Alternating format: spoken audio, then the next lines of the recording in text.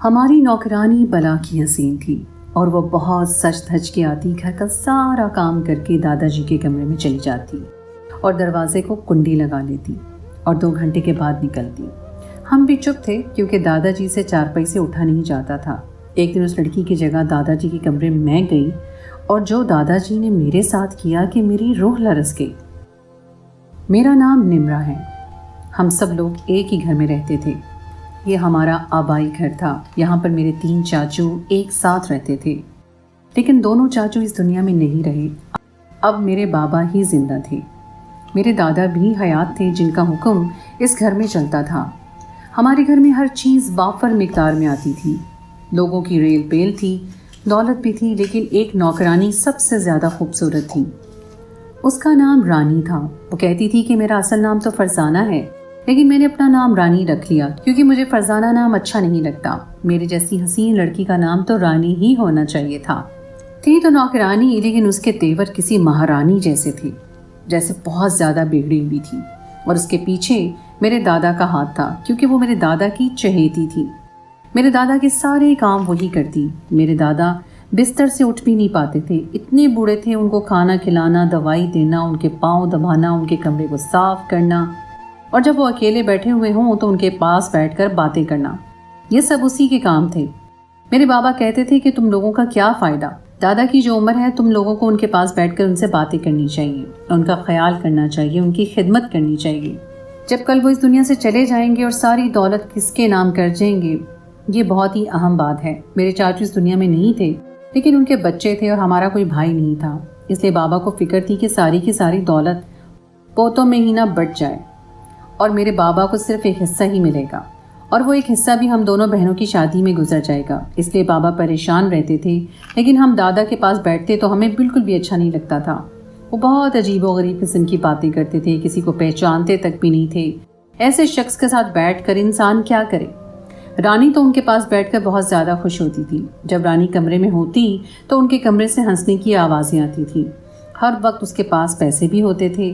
ایک دن وہ اندر بیٹھی تھی تو میں بھی اندر چلی گئی اور سامنے کا منظر دیکھ کر حیران رہ گئی، کیونکہ میرے دادا کے ہاتھ میں ڈھیر سارے پیسے اور وہ رانی کو پکڑا رہے تھے۔ یہ پیسے کم سے کم بھی 25,000 تو لگ رہے تھے۔ میں نے کہا کہ یہ کیا ہو رہا ہے؟ آپ اس کو اتنے سارے پیسے کیسے دے رہے ہیں؟ تو کہنے لگے کہ یہ اس کی تنخواہ ہے۔ میں نے بھی موقع دیکھ لیا، میں نے کہا مجھے بھی پیسے چاہیے، تو انہوں نے مجھے 500 کا نوٹ پکڑا دیا۔ میں نے کہا کہ آج کل 500 میں آتا کیا ہے؟ نوکرانی کو 25,000 دے رہے ہیں، جبکہ نوکرانی کی تنخواہ 25,000 نہیں ہوتی، اور اپنی پوتی کے لیے 500 ہیں۔ بابا کہتے ہیں کہ ان کے پاس جا کر بیٹھا کرو، تم ان سے پیار نہیں کرتے، جب ان کے یہ حالات ہیں تو ہم اپنا وقت ضائع کیوں کریں؟ میں تو باہر آ گئی اور اپنے بابا سے ٹکرا گئی۔ انہوں نے کہا کہ کہاں سے پاگل ہو کر آ رہی ہو، تمہارا دھیان کہاں ہے؟ میں نے ان کو ساری بات بتا دی تو وہ حیران رہ گئے اور مجھ سے پوچھنے لگے کہ تم نے خود دیکھا ان کو پیسے دیتے ہوئے؟ میں نے کہا کہ ہاں، میں نے خود اپنی آنکھوں سے دیکھا ہے۔ وہ اس کو پیسے دے رہے تھے اور کہہ رہے تھے کہ یہ اس کی تنخواہ ہے۔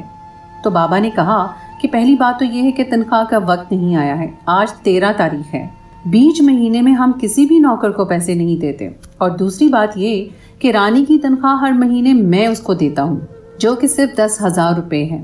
پھر بابا نے اس کو 25,000 روپے کیوں دیے؟ میرے بابا تو غصے میں آ گئے اور دادا کے کمرے میں چلے گئے۔ میں بھی ان کی باتیں سننے لگی۔ دادا نے کہا کہ اس بیچاری کے گھر میں کوئی مسئلہ تھا، اس کی ماں بیمار تھی، تو میں نے اس کو پیسے دے دیے۔ تمہاری بیٹی تو بڑی جاسوس ہے، ہمارے کمرے میں آ کر جاسوسی کر کے چلی گئی اور گھر میں فساد بنوا دیا۔ کسی غریب کو کچھ پیسے دے دیں گے تو کیا ہو جائے گا؟ میں بستر مرگ پر پڑا ہوں، میں مرتے مرتے کوئی نیکی کر لوں گا تو تم لوگوں کو کیا مسئلہ ہے؟ تم لوگ کیا چاہتے ہو کہ یہ پیسے بھی تم لوگوں کے منہ میں چلے جائیں؟ تم لوگوں کا مجھے کوئی فائدہ ہے؟ جب مجھے ضرورت ہوتی ہے، جب میرا دل بھاری ہوتا ہے، مجھے کسی سے بات کرنی ہوتی ہے، تو نہ تو تم میرے پاس آ کر بیٹھتے ہو اور نہ ہی تمہارے بچے، تو پھر میں کیا کروں؟ بابا تو شرمندہ ہی ہو گئے۔ انہوں نے کہا کہ آئندہ دادا کے کمرے میں جاؤ گی تو ادھر ادھر کی باتیں مت کرنا، اور اس کی ماں بیمار تھی اسی لیے اسے پیسے دیے گئے ہیں۔ بابا کافی پریشان بھی لگ رہے تھے اور غصے میں بھی لگ رہے تھے کیونکہ ان کی بے عزتی ہو گئی۔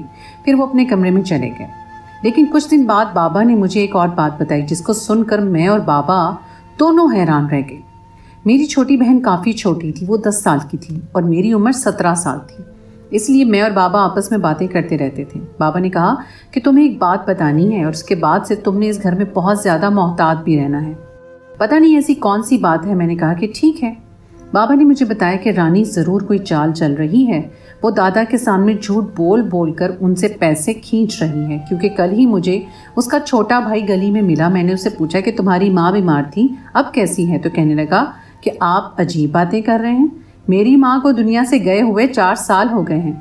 ये बात सुनकर मैं हैरान रह गया। उसने दादा से अपनी माँ की बीमारी का झूठ बोला, जबकि उसकी माँ इस दुनिया में नहीं थी। बाबा ने कहा कि ये लड़की बहुत चालाक है, इसलिए मैं तुम्हें ये सब बता रहा हूँ कि तुम इसकी तरफ से मोहतात रहना। दूसरा, इसके ऊपर नज़र रखना। एक दिन मेरे घर मेरी कुछ दोस्त आई। हमारे घर में दौलत की कमी नहीं थी। मेरी दोस्त भी शायद इसी वजह से मुझसे दोस्ती रखती थी। घर आती थी और उन्हें अच्छा खाना मिलता था, चीज़ें मिलती थी। वापसी पर उनके किराए भी मैं दे दिया करती थी। वो घर आई तो रानी को देखकर कहने लगी कि ये कौन है? मैंने कहा कि नौकरानी है। तो वो कहने लगी, कैसी बातें करती हो, नौकरानी? और ये इसने जो सूट पहना है वो 10,000 का है। मैं हैरान हो गई। मैंने कहा कि वाकई? उन्होंने मुझे फ़ौरन नेट से देखकर बताया कि एक तो ये सूट 10,000 का है, ऊपर से आजकल नया नया आया है, बहुत कम लोग हैं जिन्होंने इसको ख़रीदा है। तुम्हारे घर की नौकरानी ने 10,000 का सूट पहना है और तुम्हें पता भी नहीं। ये सूट तो तुम्हें पहनना चाहिए था। मुझे तो ये देखकर आग लग गई कि हमारे घर की नौकरानी इतने महंगे महंगे कपड़े पहन के आ रही है। वो सारे घर में ऐसे फिरती है जैसे इस घर की मालकिन है। सारे घर के काम करती है। इसको सिर्फ खाना बनाने का काम ही कहा जाता है। सिर्फ किचन का काम उसने करना होता है। खाना अच्छा बनाती है और खाना बनाते ही दादा के कमरे में चली जाती थी। एक दिन वो दादा के कमरे में ही थी, हंसने की आवाज़ें आ रही थी। मैंने कहा कि मैं भी तो ज़रा देखूं किस बात पे हंस रही है, कहीं दादा उस पर नोट तो नहीं लुटा रहे और ये मोहतरमा लेती जा रही हूँ। मैंने दरवाज़ा खोलने की कोशिश की। मुझे दस्तक देने की कोई ज़रूरत नहीं थी, ये मेरा अपना घर था, मैं इस घर की मालकिन थी।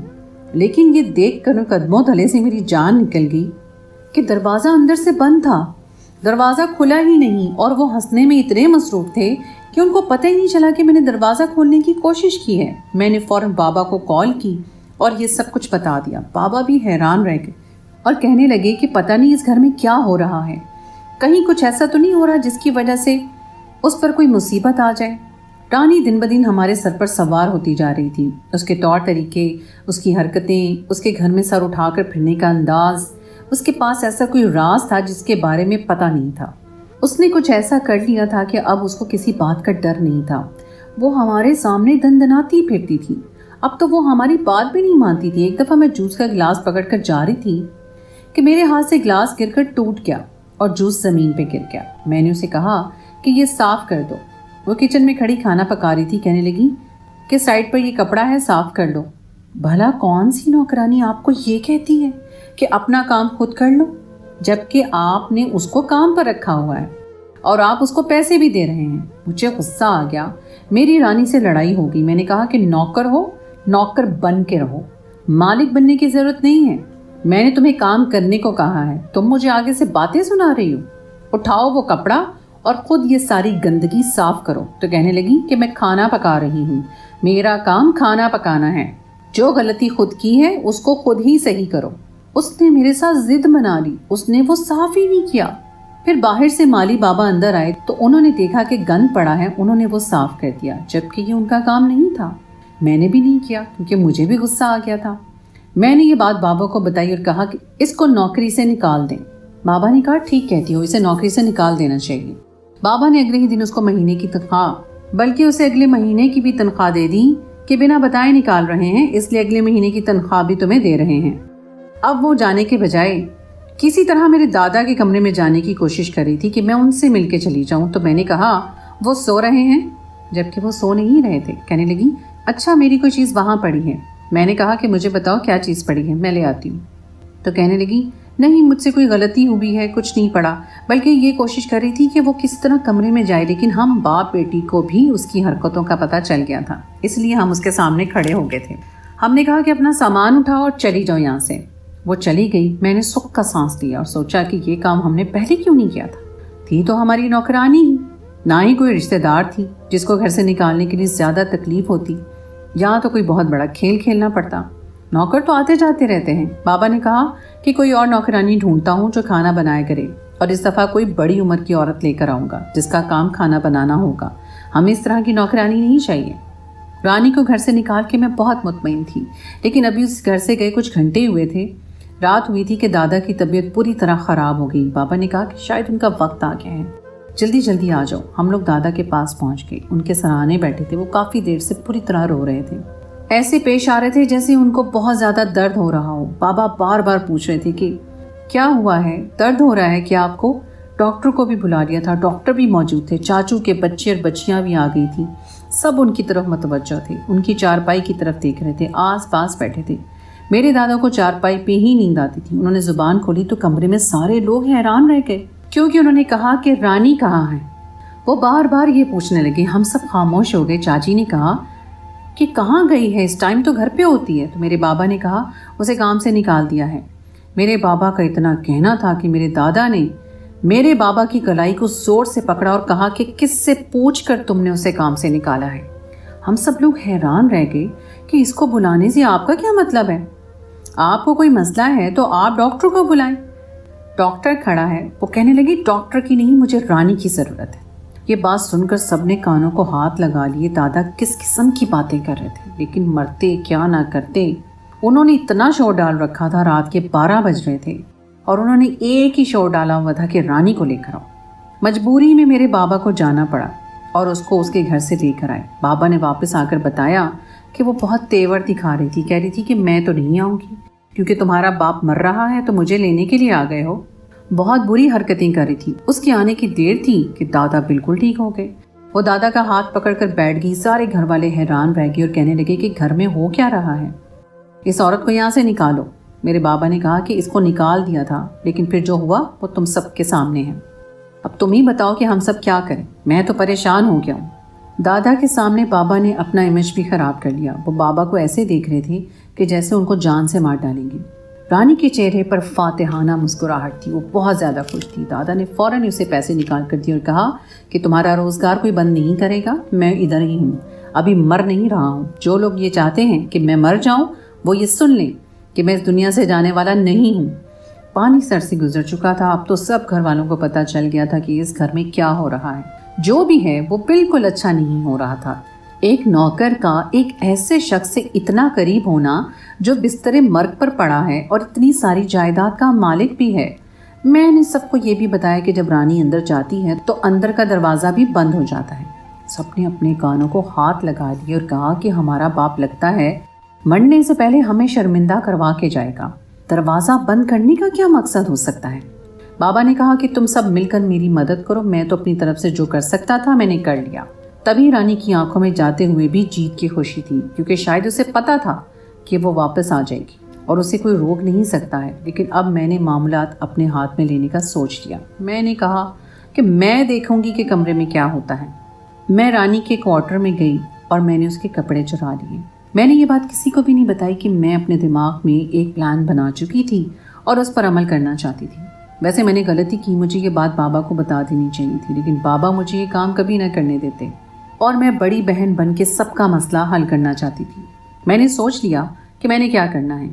रानी किचन में खड़ी काम कर रही थी जब मैंने चुपके से जाके किचन के दरवाजे के बाहर से लॉक कर दिया और माली बाबा को कहा कि ये दरवाज़ा नहीं खोलना। माली बाबा बचपन से ही हमारे साथ खेला करते थे। वो मेरी बात ज़रूर मानते थे। मैं खुद रानी के कपड़े पहनकर दादा के कमरे में चली गई और दुपट्टे को थोड़ा सा आगे कर लिया। वो मुझे देखकर ये समझने लगे कि ये रानी है। दरवाज़ा भी मैंने अंदर जाके बंद कर दिया। दादा ने कहा कि ये क्या, आज तो तुम दुल्हन बनकर आई हो, क्या हो गया है तुम्हें? तो मैंने आगे से सिर्फ सर हिला दिए। कहने लगी कि अच्छा तो आज तुम दुल्हन हो, तुम दुल्हन बनने की प्रैक्टिस कर रही हो। मैं जाकर उनके कदमों के करीब चारपाई पे बैठ गई और फिर उसके बाद उस कमरे में जो हुआ वो देखकर मेरी जान निकल गई, क्योंकि उन्होंने बात ही ऐसी की थी। उन्होंने कहा हमाद की दुल्हन हो ना, हमाद बहुत जल्द आ जाएगा, फिर मैं तुम लोगों की शादी करवाऊंगा, ये काम करके ही इस दुनिया से जाऊंगा। हमाद कोई और नहीं बल्कि मेरे चाचू का बेटा था और शायद मेरे चाचू के बेटे का रानी के साथ चक्कर चल रहा था और ये दोनों आपस में शादी करने वाले थे। दादा को ही इस बात का पता था कि रानी इस घर की रानी बनने वाली थी, यानी कि इस खानदान की बहू बनने वाली थी। तभी इसकी तबीयत, इसके तौर तरीके बदले हुए थे। अब मैं क्या करती? मैंने दादा से कहा कि मैं आपके लिए पानी लेकर आती हूँ। मैंने आवाज़ भी थोड़ी बदली और वहाँ से बाहर निकल आई। میری سانس پھولی ہوئی تھی اور کسی کو پتہ بھی نہیں تھا کہ میں کیا کر کے آئی ہوں۔ میں نے فوراً کپڑے بدل لیے اور مالی بابا سے کہا کہ اس کو پتہ تو نہیں چلا۔ انہوں نے کہا کہ وہ اپنے کام میں لگی ہوئی تھی۔ کچن کا دروازہ میں نے کھول دیا۔ میں نے اتنا سب کچھ کر لیا لیکن کسی کو پتہ نہ چلا۔ میں بابا کا انتظار کرنے لگی۔ ان کو کال کی، وہ کسی میٹنگ میں مصروف تھے۔ پھر رات کو آئے۔ میں نے ان کو کہا کہ مجھے آپ سے بہت ضروری بات کرنی ہے۔ میں نے بابا کو جب یہ بات بتائی تو بابا بھی حیران رہ گئے۔ بابا نے سارے لوگوں کو بتایا اور جس چاچو کا حماد بیٹا تھا اس کی ماں کو جب یہ بات پتہ چلی تو وہ تو بالکل حیران رہ گئی، کیونکہ اس کو اس بات کا پتہ ہی نہیں تھا۔ حماد کو بلا لیا گیا، سب اسی چاچی کے گھر گئے۔ حماد نے کہا کہ میں اس سے محبت کرتا ہوں اور دادا کو پتہ ہے، بلکہ شاید آپ لوگوں کو ایک اور بات نہیں پتہ، وہ یہ کہ دادا نے ہماری شادی کے لیے ہاں بھی کہہ دیا ہے اور وہ وصیت بھی لکھ دیا ہے کہ ہماری شادی ہوگی چاہے وہ اس دنیا میں رہیں یا نہ رہیں۔ حماد تو مجنوں بنا بیٹھا تھا، وہ تو پاگل ہوا بیٹھا تھا۔ وہ اکثر ہمارے گھر آ جایا کرتا تھا کیونکہ میرے باپ کے ساتھ کام سنبھالتا تھا، اس لیے ہمارے گھر آ جاتا تھا کھانے کے لیے بھی۔ میرے دل میں بھی اس کے لیے کچھ جذبات تھے۔ میں سوچتی تھی کہ شاید میری شادی اس سے ہو جائے، لیکن اس نے تو رانی کو پسند کر لیا تھا اور میرا دل توڑا۔ مجھے غصہ بھی آ رہا تھا۔ گھر والوں نے اس کو سمجھایا کہ نوکرانی سے شادی کرو گے، تم پاگل ہو گئے ہو، لیکن اس نے کہا کہ وہ نوکر ہے تو کیا ہوا، وہ بہت زیادہ خوبصورت ہے اور میں اس سے محبت کرتا ہوں۔ آپ لوگ میرا کچھ نہیں بگاڑ سکتے، دادا میرے ساتھ ہیں۔ یہ بھی جا کر دادا سے مل گیا اور دادا نے اگلے ہی دن یہ اعلان کیا کہ اس ہفتے ان دونوں کا نکاح ہے۔ میری زندگی کا کوئی بھروسہ نہیں، نکاح کروا کے جاؤں گا۔ اس کا باپ اس دنیا میں تھا نہیں، ماں بیچاری اپنی طرف سے روکتی رہ گئی، لیکن اس کی آنکھوں کے سامنے ہمارے سینے پر تیر چلے اور گھر میں سجاوٹ بھی کروائی گئی اور ان دونوں کا نکاح کروا دیا۔ لیکن اصل خبر یہ سنی کہ دادا اس دنیا سے اچانک چلے گئے۔ ہم سب اداس بھی تھے، لیکن ایک خبر نے اور زیادہ پریشان کر دیا، وہ یہ کہ دادا جائیداد کا ایک بڑا حصہ رانی اور حماد کے نام کر گئے تھے۔ ہم سب پریشان تھے کیونکہ ہمارے گھر کا اپنا ہی بندہ اس کے ساتھ ملا ہوا تھا۔ اس بارے میں جب کبھی بیٹھ کر سوچتے ہیں تو یہی سوچتے ہیں کہ شاید ہمیں اپنے دادا کی خدمت کر لینی چاہیے تھی۔ اگر ہم ان کے پاس بیٹھا کرتے، ان کو وقت دیتے تو انہیں کسی اور کی ضرورت نہ پڑتی۔ پتہ نہیں ہماری غلطی تھی یا کسی اور کی، لیکن رانی اور حماد تو اپنی قسمت چمکا کر اور بہت سارا حصہ لے کر سائڈ پر ہو گئے۔ دادا بھی اس دنیا سے چلے گئے اور باقی جائیداد جو بچی اس سے ہمیں اتنا ہی ملا کہ بس ہمارا گزارا چلتا ہے۔ حماد اور رانی دولت لے کر ایسے غائب ہوئے کہ جیسے دوسرے ملک شفٹ ہو گئے، نہ ہم سے ملتے ہیں نہ ہم سے بات کرتے ہیں۔ میرے بابا کی طبیعت بھی خراب رہتی ہے اور وہ اسی کمرے میں رہتے ہیں جہاں میرے دادا رہتے تھے۔ میں اپنے بابا کا بہت خیال رکھتی ہوں اور ان کے پاس بیٹھی رہتی ہوں، ان سے باتیں کرتی ہوں۔ وہ کہتے ہیں کہ پتہ نہیں کس کی غلطی تھی، لیکن جو بھی ہوا اچھا نہیں ہوا۔ اس بات کا دکھ ہمیشہ رہے گا اور ہم سارے خاندان کو یہ یاد رہے گا، اس خاندان میں کوئی رانی نام کی لڑکی آئی تھی جس نے ہمیں ذلیل کر کے چھوڑا تھا۔ تو دوستو، یہ تھی ہماری آج کی کہانی۔ کہانی اچھی لگے تو اسے لائک ضرور کیجیے، اپنے دوستوں کے ساتھ شیئر کیجیے، اور اگر آپ نے ابھی تک میرے چینل میری آواز کو سبسکرائب نہیں کیا تو کر لیجیے، اور ساتھ ہی لگے بیل کے بٹن کو بھی پریس کر دیجیے تاکہ آپ کو ہماری آئندہ آنے والی کہانی پر وقت مل سکے۔ اگلی کہانی تک کے لیے مجھے اجازت دیں۔ اللہ حافظ۔